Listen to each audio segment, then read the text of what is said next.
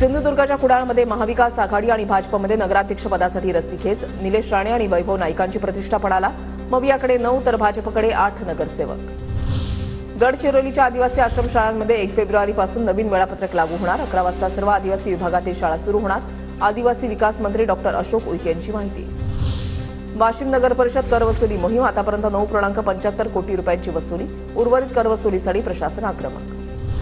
बुलढाण्याचे राखीव पोलीस निरीक्षक विकास तिडके यांना साऊथ एशिया अॅथलेटिक्स ओपन चॅम्पियनशिपमध्ये सुवर्णपदक. विकास तिडके यांचं सर्वत्र कौतुक.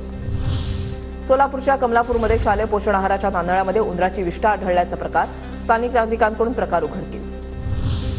मुंबईतल्या जीटी रुग्णालयामध्ये ज्येष्ठांसाठी विशेष बाह्य रुग्ण विभाग सुरू.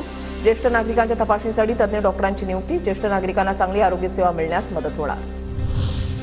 वाशिमच्या कारंजा शहरामध्ये कामगार विभागाची मोठी कारवाई. कारंजामधून 7 बालकामगारांची सुटका. 3 आस्थापनांवर कारवाई करत गुन्हे दाखल. बुलढाण्याच्या मलकापूरमध्ये 4 आरोपींकडून गुजरातच्या व्यापाऱ्यांचं अपहरण. पोलिसांकडून गुजरातच्या व्यापाऱ्याची सुटका. 4 आरोपींना छत्रपती संभाजीनगरमधून अटक.